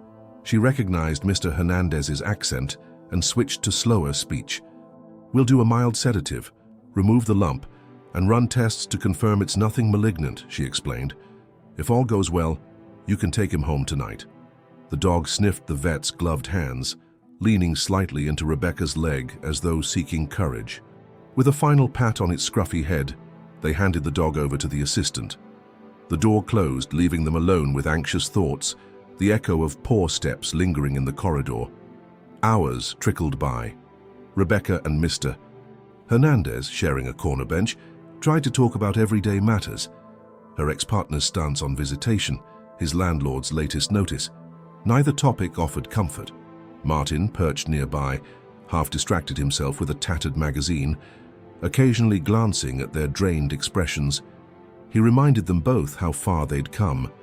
The dog had strayed into their hearts, and perhaps fate wouldn't abandon them now. Neither caretaker could muster a confident smile, but they nodded in fragile agreement. Eventually, the vet returned, announcing that the surgery went smoothly. The lump, likely benign, would be tested just to be sure, but the dog appeared stable. Relief washed over them, tears welling in Rebecca's eyes. The dog, still groggy, was wheeled out on a low trolley, IV attached. Even disoriented, it lifted its head at the sound of familiar voices, tail giving a half-hearted wag. A pang of gratitude swelled in Mr. Hernandez's chest. Somehow, they'd managed this crisis despite their meager resources. Yet right on that wave of relief came another blow. The final invoice, slightly higher than estimated, due to additional tests the vet deemed necessary. Mr. Hernandez paled, scanning the itemized list. Rebecca, heart sinking, realized neither had enough left in their emergency stash. They huddled in uneasy whispers, Martin helping with translations. The vet, seeing their distress, quietly suggested a payment plan. But even a plan demanded a substantial down payment they barely had. After a few frantic minutes comparing wallets, they cobbled together half the required amount, pleading with the receptionist to accept partial. Sighing, the receptionist nodded, setting a date for the remainder.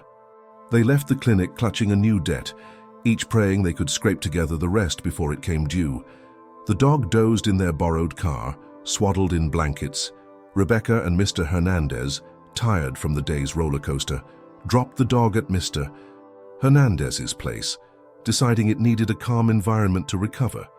Although it was Saturday, which usually meant the dog went to Rebecca, they agreed it would be better for the dog to avoid extra travel while sedated. Rebecca lingered outside the apartment, biting her lip. "Call me if anything changes," she said. Mr. Hernandez, noticing her trembling voice, nodded solemnly. "See, I promise," he murmured, beckoning her to look at the sleeping dog, its chest rising softly.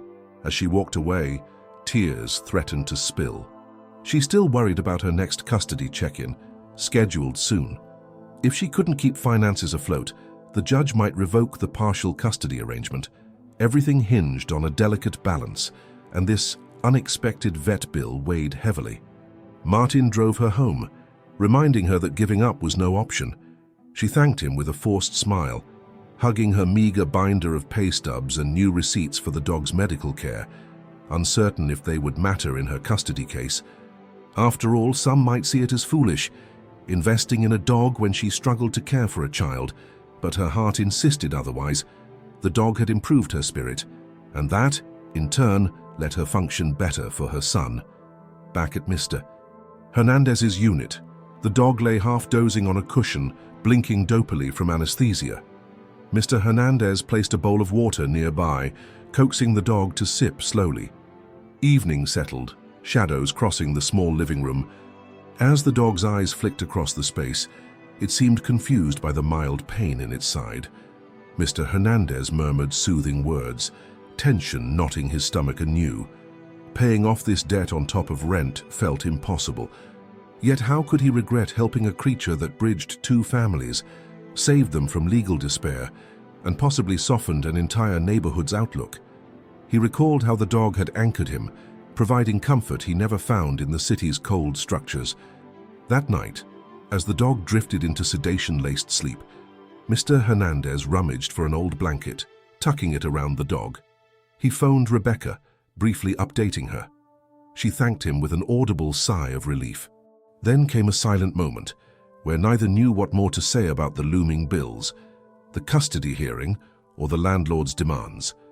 Both recognized this was the next critical point. If finances collapsed, the dog might end up back in a shelter, or worse. But giving it up at this stage felt unthinkable. In the hush, Martin's words rang in their minds. "You found hope in that courthouse. Don't lose it now." So they clung to that hope, forging an unspoken pact to protect the dog at all costs, perhaps the same dog that had once wandered in with no collar or name and ended up forging two separate destinies. Their fear mingled with a flicker of faith that maybe, as improbable as it seemed, a final wave of compassion or good fortune could carry them through. And so they waited for dawn, each caretaker grappling with new debts and old wounds, trusting that the dog's silent bond might again spark a solution neither had foreseen. Mr. Hernandez woke to the sound of soft whimpering. The early morning light filtered through his blinds, revealing the dog stirring from its anesthesia-laced slumber. The mild surgery scar on the dog's side looked raw and tender, but the vet's bandage remained intact. He approached carefully, heart tightening with concern. The dog tried lifting its head, then let out a small whine of discomfort. Mr. Hernandez gently stroked its ears, whispering encouragement in a mix of Spanish and English, letting it know he was there. Across the city, Rebecca rose from a short sleep, glancing at the clock with a jolt. Her day off had morphed into a frantic list of errands. She had a custody status check soon, plus half a dozen forms to finalize. The cost of the dog's surgery gnawed at her peace of mind. Knowing the debt weighed on both her and Mr. Hernandez, she grabbed her phone and texted him, "How is he this morning? Call me if anything's wrong." Then she exhaled sharply, mustering resolve for another day of balancing finances and her parental responsibilities. Even if she only saw the dog on weekends, she felt deeply tied to its recovery. Mr. Hernandez, reading the text while kneeling by the dog's blanket, managed a faint smile. He replied quickly, "He's sore but stable. I'll keep you updated." The dog shifted, ears flicking at the chime from Mr. Hernandez's phone as though it recognized Rebecca's digital presence. Its calm eyes reflected an unspoken bond that had anchored them both through so many trials. The fatherly older man, Martin, planned to drop by later with extra supplies, gauze and antiseptic the vet recommended, to help keep the incision clean. Money was too tight for repeated vet visits, so they had to handle aftercare themselves. Throughout the morning, the dog dozed, occasionally lifting its head to drink small sips of water. Mr. Hernandez coaxed it to eat a little mashed rice and chicken. Although the dog ate slowly, each swallow felt like a relief, one more sign it was healing. In quieter moments, he mulled over his own looming rent day, only a week away. Even with overtime, he might still be short. Stress coursed through him, but every time he glimpsed the dog's trusting gaze, he remembered how it had changed his life. He vowed silently not to let it down. By noon, Rebecca had assembled her forms, proof of her paycheck, a note from her diner manager praising her reliability, and a short statement from Martin testifying that she maintained a stable routine. Her next custody hearing, though informal, still triggered nerves in her gut. She'd confronted countless anxieties in recent months, and while the dog's presence soothed her battered spirit, no judge would factor that alone as proof she could care for her child. She grabbed her purse and left for the courthouse, phone clutched tight in case Mr. Hernandez or Martin needed her. At the courthouse's smaller hearing room, her ex-partner's lawyer arrived with an air of impatience, flipping through his documents. He spared a brief glance at Rebecca's stack of papers, then rolled his eyes. But the fatherly older man, Martin, arrived too, ready to provide moral support. When the judge, someone other than Mathers for this preliminary update, entered, Rebecca stood, heart hammering. This judge, a no-nonsense type with short-cropped hair, asked concise questions about her finances and living conditions. Rebecca answered each in halting detail, voice shaking at times. She mentioned in passing that she'd been co-caring for a dog as well. Though she didn't elaborate, uncertain if it would help or harm, the judge, eyebrows raised, merely noted it. Her ex-partner's lawyer argued Rebecca's progress was marginal, that a single unforeseen expense, like an emergency vet bill, might topple her budget. Rebecca's eyes flicked downward, acknowledging the truth. Still, she insisted she'd managed to pay every bill so far, even contributing to the dog's surgery. The judge, scanning the documents, suggested a temporary extension of partial custody, instructing them to return in a few weeks for a fuller evaluation. No final changes, but no negative ruling either. Stepping out of the hearing room, Rebecca felt a mixture of relief and weariness. Another short reprieve, another page turned. Later that afternoon, she hurried across town to check on the dog, stopping by Mr. Hernandez's place unannounced. He greeted her with a tired smile, letting her in quietly. She found the dog resting on a cushion, bandaged side looking stable. Its tail thumped gently at her arrival. She knelt, gently stroking the fur near its neck. "I made it," she murmured, voice still trembling from the custody update. Mr. Hernandez, noticing her fatigued eyes, asked if the hearing had gone poorly. She shrugged. No final solution, just more waiting. But at least it's not a no. The dog nuzzled her hand as if sensing her tension. In that moment, the weight of their shared challenges felt overwhelming. Mr. Hernandez's rent clock ticked, Rebecca's custody clock ticked, and the dog needed healing time. Yet there, in that small apartment, an odd tranquility hovered. The fatherly older man, Martin, arrived soon after with fresh bandages and a small bag of groceries. He smiled to see both caretakers tending the dog together, quietly encouraging them to keep supporting each other. They nodded, forging a stronger sense of unity. In the dog's calm presence, the obstacles beyond those walls seemed less insurmountable. As evening fell, Rebecca decided to stay for dinner, a simple meal of rice and vegetables Martin whipped up. The dog, still woozy, dozed by the kitchen doorway. Between mouthfuls, they planned how they might handle the next rent cycle, the final custody hearing, and the rest of the vet bills. It wasn't much of a plan, just a patchwork of possible second jobs, small fundraisers, or leaning on the newly supportive neighbor network. But discussing it aloud kept despair at bay. Each caretaker took solace in the fact that the dog rested quietly in the corner, like a living emblem of shared struggle. By night's end, Rebecca prepared to leave. Mr. Hernandez offered to drive her home in a borrowed car from a co-worker. She agreed, feeling a wave of gratitude for his help. Standing in the doorway, they watched the dog shift on its cushion, half-lidded eyes flicking open. The dog let out a soft sigh that almost sounded like contentment. Martin, gathering the dishes, paused to admire the scene.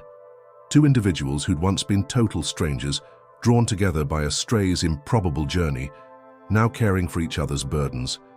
He couldn't help thinking that while the dog's cameo in court had been extraordinary, this slow forging of companionship was just as miraculous, an everyday miracle that might endure long after legal drama faded. When they parted ways, each caretaker walked away with renewed, if fragile, hope. Mr. Hernandez, carefully locking up behind Rebecca, glanced at the sleeping dog, a sense of calm spreading through him. Tomorrow would bring fresh demands, a day of work, a stack of bills. But at least tonight he wasn't alone. The dog embodied that fragile flame of perseverance they both needed. And though the final outcomes for rent, custody, or finances remained unsettled, the dog's presence assured them that small acts of kindness and shared compassion could keep them afloat, one day at a time. Despite their uncertainties, a gentle rhythm settled into the weeks that followed the dog's surgery. Each caretaker, Mr. Hernandez and Rebecca, adjusted to a precarious but hopeful routine. The dog, healing steadily, regained its playful energy, the surgical scar mending without complication. Living with two families had, in an odd way, stabilized both humans' lives, reminding them they had something precious to protect, even in the midst of rent woes and looming custody rulings. Yet, as the final deadlines approached, Mr. Hernandez's next rent payment and Rebecca's next custody hearing, they felt a creeping tension. The fatherly older man, Martin, helped each gather needed paperwork or muster moral support. The dog, unaware of looming tests, contented itself with short morning walks at Mr. Hernandez's place, followed by weekend strolls with Rebecca. Passers-by noted how much healthier the dog looked, some recalling the day it spontaneously wandered into courtroom 2B. Whispers of miracle dog still circulated, but to its caretakers, the dog simply embodied a quiet anchor amid their storms. One brisk Tuesday, as Mr. Hernandez hurried home from the warehouse, landlord problems resurfaced. A note taped to his door read, "Your rent must be in full by Friday, no exceptions." Heart thudding, Mr. Hernandez realized he'd miscalculated his check. A small portion of his latest pay had gone to the dog's post-operative meds. Would he meet the landlord's demand? Even with a partial payment, the landlord might deem it insufficient. The dog, trotting up behind him, seemed to sense his despair, nuzzling his leg. Sighing, Mr. Hernandez patted the dog's head. A wave of regret coursed through him. He cherished the dog. But was it costing him his home? On the other side of town, Rebecca braced for her next custody check-in, scheduled that Thursday. Though she'd submitted her updated job records and stable living proof, her ex-partner's lawyer had pressed the judge to re-evaluate her finances. She dreaded facing another barrage of skepticism. If the court found her lacking, they might strip away her partial custody altogether. That fear gnawed at her, leaving her sleepless most nights. When she texted Mr. Hernandez about the dog's schedule that week, her messages carried a subdued desperation. He, in turn, confided his rent crisis. Both recognized how fragile their co-custody arrangement was. One eviction or custody failure, and the entire arrangement might collapse. Amid this dread, an unexpected phone call arrived. Judge Mathers's clerk reached out to Martin, requesting that all parties, Rebecca, Mr. Hernandez, and the dog, appear in courtroom 2B the following Monday. Startled by the request, Martin relayed the news, reminding them that the judge had earlier hinted at combining final clarifications about the dog's shared role. Mr. Hernandez, anxious about intruding on official proceedings yet again, asked if they'd done something wrong. The clerk insisted it was purely a follow-up, likely to confirm each caretaker's situation and ensure the dog was being well treated. The fatherly older man sensed more was at play. Perhaps the judge wished to finalize any lingering doubts. When Monday arrived, the pair found themselves once more in the courthouse corridor, dog in tow. A swirl of memories fluttered from their first collisions with the legal system, overshadowed by the dog's quiet intrusion. Now they came willingly, uncertain if this surprise hearing might bring solutions or heartbreak. The dog, tail raised, wagged as though entering a familiar space, courtroom 2B, the stage of its improbable debut. Martin accompanied them, ready to translate or speak if needed. Inside, they were met by Judge Mathers and a small group of curious onlookers. The bailiff, recalling the dog's prior appearances, simply nodded without fuss. The fatherly older man quietly took a seat. Judge Mathers cleared his throat. "I've summoned you, Mr. Hernandez and Ms. Prescott, because it's highly unorthodox for two separate court issues, an eviction dispute and a custody arrangement, to revolve around the same dog. Yet I keep hearing how this dog has anchored each of you, personally and financially, bridging a gap in the community." He paused, glancing at the dog, which sat calmly near his bench, tail wagging once in recognition. A fleeting smile crossed Judge Mathers's face. "I've also heard about the dog's medical expenses and the fact you both are struggling to keep your finances afloat. Before we finalize anything, I'd like to see if there's a more holistic resolution. Might the court officially recognize a joint custody arrangement, not just for the dog, but in a supportive sense for your broader stability?" The question hung heavy in the hush. Mr. Hernandez exchanged a startled look with Rebecca. They both stammered confusion, uncertain how the law could tie their separate issues together. The fatherly older man, Martin, piped up, carefully explaining how each caretaker's life had improved through co-caring for the dog, Rebecca finding emotional support, Mr. Hernandez forging community ties, each bridging cultural or financial gaps. A few onlookers watched, enthralled at the unusual scenario of a judge proactively seeking synergy. Judge Mathers then did something neither caretaker expected. He called Miss Hawkins, a local community liaison who'd observed the dog's influence, to speak. She testified about neighbors' generosity and the slow transformation in the dog's caretakers. Her words painted a poignant picture of how a nameless dog had unwittingly sparked hope in two precarious households. By the time she finished, even the bailiff wore a contemplative expression. The judge sighed, tapping his gavel lightly. "Strictly speaking, the law can't forcibly merge your rent agreement and custody hearing. However, I urge you to sign a cooperative statement that you'll continue supporting each other's responsibilities. Miss Prescott, if you face unforeseen bills, Mr. Hernandez can help watch the dog while you pick up extra shifts. Mr. Hernandez, if rent threatens eviction, Miss Prescott might assist with dog costs so you can focus on rent." The fatherly older man, Martin, translated, and both caretakers nodded, each tearful. The dog let out a small bark, as if chiming in. The judge motioned for them to approach the bench. "If you're willing, I'll finalize Miss Prescott's partial custody with the condition that she remain employed and stable for at least 6 months. Mr. Hernandez's rent arrangement stands if he meets payments, and we record a written agreement that the dog remains in shared custody. One caretaker can't abandon their portion of responsibility without notice. The court will check on your progress in 3 months." "Understood," thunderstruck. They nodded. This was not a typical outcome, but then again, none of this had been typical from the moment the dog ambled inside. In a swirl of emotions, they signed the official notes. The judge, offering a rare smile, gazed at the dog. Sometimes, a stray's silent presence can accomplish what hours of legal arguments can't. "I suggest you name this dog. He's earned a title more than just the stray." With that, the final gavel tap ended the hearing. The onlookers broke into soft applause, and Ms. Hawkins snapped a discreet photo. Martin dabbed his eyes, seeing how relief washed over Mr. Hernandez and Rebecca. They had a legal framework now, incomplete but encouraging. Joint caretaker responsibilities, bridging both child custody and eviction risk. The dog watched them each stand, tail wagging as though content that peace had been brokered once more. Exiting the courtroom, the fatherly older man, Martin, teased, "Well, time to pick a name for this dog."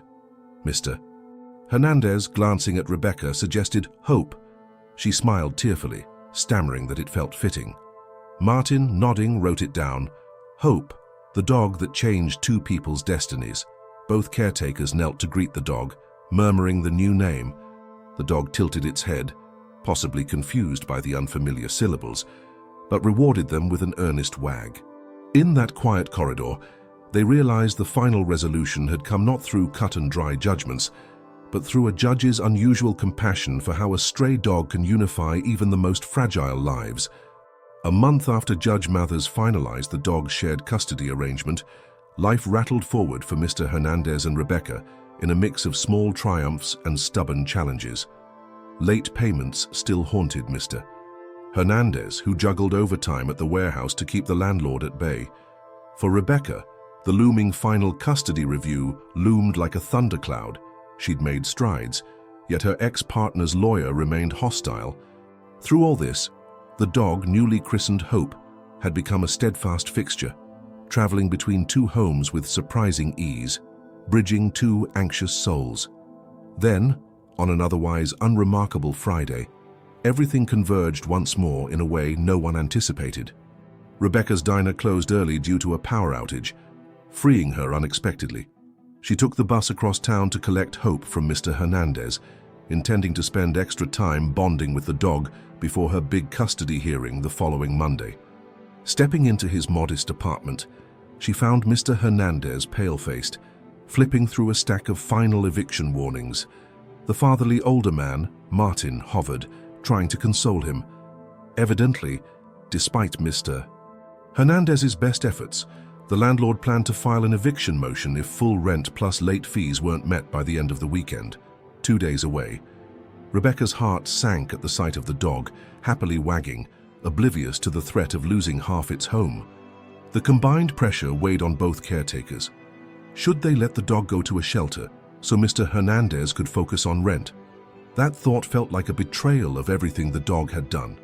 Torn by guilt, Mr. Hernandez mumbled that maybe Hope needed a stable single caretaker, Rebecca, who faced fewer immediate rent crises, so at least the dog wouldn't end up homeless again. But Rebecca, voice trembling, insisted she might lose her partial custody if she took on new financial burdens. Despair clung to the tiny living room, a sense that the unstoppable hardships of city life would overshadow the dog's heroic cameo in court. Martin, pacing near the threadbare couch, proposed they try a last-ditch effort. Contact Mrs. Hawkins or local donors who once helped with the dog's vet bills. Mr. Hernandez shook his head, asking for more charity. The quiet bustle of a Monday afternoon set the stage for the final, most pivotal hearing in courtroom 2B. Everyone knew that Mr. Hernandez and Rebecca, two strangers once united by a nameless stray dog, faced their last stand. He had to prove he could pay rent and avert final eviction. She had to secure partial or possibly full custody of her young son. Rumors of the dog's inexplicable impact had spread through the halls of the courthouse. The court dog was coming back for one last moment of truth. As they entered side by side, the bailiff did a double take, remembering how this dog had once wandered in by sheer coincidence. Now they arrived with the dog on a proper leash, the fatherly older man, Martin's, and a few neighbors in quiet attendance for moral support. The dog, newly recovered from surgery, seemed oblivious to the anxiety radiating from its two co-caretakers. Its tail wagged gently despite the tense hush. Judge Mathers, presiding again, took his seat with a measured calm. The docket first addressed Mr. Hernandez's rent compliance. The landlord's attorney, flipping through papers, argued that partial payments were still behind schedule. The landlord himself, arms crossed, insisted he had the right to evict if the total sum wasn't reached by week's end. Mr. Hernandez, voice tight, explained he'd worked overtime shifts, paid the majority of the debt and only needed a small extension. Tension bristled until Martin stepped forward, offering new deposit slips and an updated ledger showing nearly the full amount. With visible reluctance, the landlord's lawyer conceded that Mr. Hernandez had, in fact, come significantly closer than expected. Observers felt a crackle of relief. The fatherly older man quietly hoped that the dog's silent presence, seated calmly next to Mr. Hernandez, might again nudge hearts toward empathy. Then the second half of the hearing turned to Rebecca's custody update. Her ex-partner's lawyer, wearing a thin-lipped expression, questioned whether her meager diner wages could truly support a child. He pointed out she had taken on added expenses for this dog, a clear sign, he alleged, that her priorities might be misaligned. A hush of unease spread. Had the dog, once a symbol of bridging two lives, become a liability? Rebecca's cheeks flushed as she stammered that the dog's costs were shared, that it had bolstered her mental well-being, indirectly allowing her to stay stable and employed. She offered new pay stubs, including one that showed she'd nearly doubled her hours since the previous hearing. Judge Mathers peered over his glasses, gaze shifting between them all. This dog, which you two share, has been a point of focus for quite some time. Mr. Hernandez, can you confirm your arrangement hasn't negatively impacted your finances?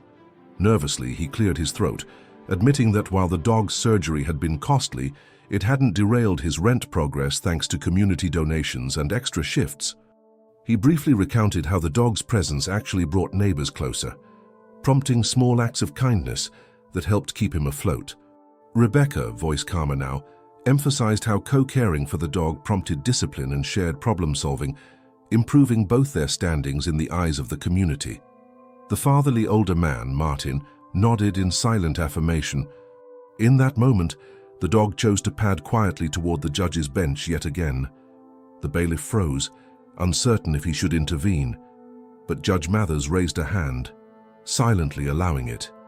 The dog looked up at the judge with those soft, undemanding eyes, tail wagging once, as if acknowledging the gravity in the air. A murmur swept through the gallery. Even the landlord's lawyer and Rebecca's ex-partner's attorney paused, surprised by how calm the dog remained under such pressure. It was the final, surreal cameo. The dog that inadvertently shaped two fates stood at the epicenter of a final decision. Judge Mathers let out a faint, wry smile. This dog never fails to show up at critical junctures. Perhaps that's fitting. He glanced toward Mr. Hernandez. Your landlord's counsel concedes you're nearly paid up. I see no cause for eviction if you finalize the remaining balance within a strict timeline. You accept those terms? Mr. Hernandez exhaled shakily, nodding. Sigh, Your Honor. I do. A subdued sense of triumph flickered across his face. Turning to Rebecca, Judge Mathers continued. As for custody, your ex-partner's counsel questions your financial decisions, including the dog's care, but your improved earnings, plus stable living arrangement, weigh strongly. Barring any serious lapse, I see no reason to revoke partial custody. I'm prepared to recommend you retain it for another 6-month review, after which you may gain full custody if progress continues. Tears spilled down Rebecca's cheeks. Despite the lawyer's objections, the judge remained unwavering. She's demonstrated responsibility. Shared dog care is an unlikely but relevant example. With that, the judge tapped his gavel, finalizing the hearing. Applause scattered through the small crowd, quiet but genuine relief. Miss Hawkins, who'd come to observe, cheered softly, tears glinting in her eyes. The dog, panting lightly, gazed at Mr. Hernandez and Rebecca, as though expecting a pat on the head for a job well done. The fatherly older man, Martin, stepped forward, hugging them both. The landlord's lawyer muttered about strict deadlines, but at least eviction was off the table. Rebecca's ex-partner's attorney scowled but filed his papers, no longer able to contest the verdict. In a swirl of emotion, the two caretakers knelt beside the dog. Mr. Hernandez gently stroked its ears, murmuring, "We did it." Rebecca, wiping her tears, pressed her cheek to the dog's flank. Outside the wide windows, the city's daily hustle continued, oblivious to how a single stray dog had once again shaped the outcome of precarious lives. Judge Mathers, departing the bench, cast one final glance at the dog, lips curving into a faint, paternal grin. He'd upheld legal standards, yes, but also embraced a dimension of empathy often absent in the system. The dog's final cameo sealed that merging of compassion and law in a quietly historic sense. No theatrics, just the lasting weight of changed destinies. Exiting courtroom 2B, Mr. Hernandez and Rebecca found themselves enveloped by well-wishers. The dog, free from the day's tension, wagged its tail with renewed enthusiasm. As they stepped onto the courthouse steps, the late afternoon sun bathed them in a golden glow. Strangers or passers-by who recognized the court dog from local rumor gave encouraging nods. The fatherly older man, Martin, sighed in relief, commenting on how fate once again favored them. Yet to each caretaker, it wasn't mere fate but the dog's silent bond that had guided them through. They parted ways, the dog in tow, fully aware that though hardships remained, rent obligations, job shifts, child-rearing complexities, they could face them without fear of losing the fragile hope they'd built. And in that culminating moment of calm, each carried forward the dog's unspoken lesson, that compassion, shared burdens, and a stray's unwavering presence can alter the toughest battles, forging an ending so startling and uplifting that it could only be called jaw-dropping. After the tension of that final hearing dissolved, Life for Mr. Hernandez, Rebecca, and the stray dog they named Hope fell into a gentler, more hopeful pattern. Judge Mather's compassionate ruling meant Mr. Hernandez had time to fully catch up on rent, and Rebecca retained partial custody that Q, by all signs, would soon expand into full custody if she maintained her progress.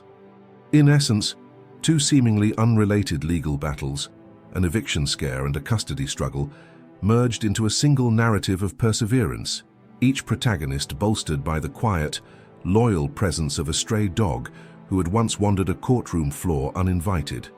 With the dog's surgery scars now healed, Hope bounded back and forth between Mr. Hernandez's apartment and Rebecca's small but cozy flat, tail wagging in recognition of both homes. Unlike many pets who might suffer confusion from such an arrangement, Hope displayed a calm acceptance, perhaps recalling how it had never truly belonged anywhere until it found two people who needed it in equal measure. This dual existence continued as if nothing could be more natural, bridging the caregivers' separate lives into a shared commitment. For Mr. Hernandez, securing rent was only the start.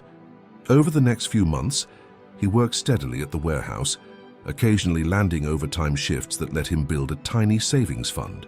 Freed from the immediate threat of eviction, he began tinkering with small improvements to his apartment, patching a drafty window, adding a dog-friendly corner with a cushion and toys. His once lonely existence now had a sense of purpose. Neighbors, noticing his dedication, softened further. One older resident occasionally left a small bag of dog treats by his door. Another offered him a discounted rate on second-hand furniture. These gestures might have seemed insignificant, but to Mr. Hernandez they signaled a newfound belonging. Rebecca, meanwhile, juggled diner shifts with the demands of single motherhood. Yet each day she grew more confident. The partial custody arrangement deepened her bond with her son. Slowly but surely, she saved enough to move from her cramped unit into a slightly larger one, still modest, but with a second bedroom that gave her child real space. The court, overseeing her progress, took notice. The ex-partner's lawyer, though skeptical, had no grounds to oppose her improvements. And whenever she felt the weight of financial stress pressing in, she'd stroke Hope's scruffy coat on the weekends and remember how far she'd come since that first terrifying day in courtroom 2B. Outside their immediate circle, the dog's story quietly persisted in local conversations. Mr. Hawkins, ever the community advocate, occasionally regaled new acquaintances with the tale of a nameless stray that spontaneously calmed a courtroom standoff and ended up uniting two struggling people. Though not all believed every detail, many recognized the deeper moral, sometimes an unassuming act of empathy, like a dog pressing its muzzle against someone's leg, could unravel knots of hostility or despair. Detective Morales, who had once scoffed at the dog's presence, reportedly told an off-duty colleague that a little compassion in court doesn't hurt, though he refused to elaborate. Even the judge's clerk, overheard one afternoon, mused that she'd never witnessed a case where an animal's silent entry had such a lasting effect on human lives. Months later, Judge Mathers convened a brief, routine check to confirm all parties' compliance. Mr. Hernandez's landlord didn't bother to appear, satisfied that rent was up to date. Rebecca presented fresh pay stubs and a snapshot of her child happily settled in the new place. To no one's surprise, the judge extended a nod of approval. "How you've come a long way," he observed, glancing down at the docket, "and the dog still bridging two homes." Mr. Hernandez and Rebecca exchanged smiles, confirming that Hope's co-custody arrangement was unwavering. The judge, half smiling, tapped his gavel lightly in closure. "See, a stray can sometimes illuminate parts of our system that need a gentler hand." Outside the courtroom doors, the fatherly older man, Martin, snapped a quick photo of the triumphant trio, Mr. Hernandez, Rebecca, and the dog, calmly wagging its tail as if concluding another gentle victory lap. Looking at that photo afterward, both caretakers marveled at how far they'd come from their initial terror: rent eviction notices, custody battles, sleepless nights. None of them guessed that a stray dog's quiet cameo would trigger alliances they never knew they could forge. To each caretaker, Hope wasn't just a pet. He was living evidence that adversity could be softened by compassion. that random acts of empathy, like letting a hungry dog remain in a courtroom, could unravel standoffs rooted in fear. Over time, they even let themselves dream bigger. Mr. Hernandez contemplated taking evening English classes to improve job prospects. Rebecca, for her part, toyed with the idea of enrolling in vocational training, hoping for steadier work hours. Each confided these aspirations to the dog during their respective bonding sessions, half joking that the dog was their silent life coach. Though the world outside their daily struggles carried on, indifferent and bustling, their shared story subtly rippled out. Neighbors told neighbors, Ms. Huang the reporter penned a final heartwarming update, and local church groups sometimes cited it as an example of the smallest creature forging unity. Even Judge Mathers, in private conversation, acknowledged that Courtroom 2B would always be remembered for the stray that entered unbidden and changed two verdicts in ways no legal argument ever had. If this tale of a stray dog uniting two desperate souls resonates with you, we invite you to continue the chain of empathy it sparked. Subscribe to our channel for more true stories where hope finds us in unexpected corners. Like and share this video if you believe that even small acts, a dog's gentle nudge or a quiet show of kindness, can remake destinies. And leave a comment about how you've seen compassion bridge seemingly impossible divides in your own life. Together, let's reaffirm that no matter how high our obstacles loom, be it rent deadlines, custody battles, or fragile finances, the spirit of empathy, so vividly embodied by one stray dog, can pave the way for surprising, jaw-dropping transformations.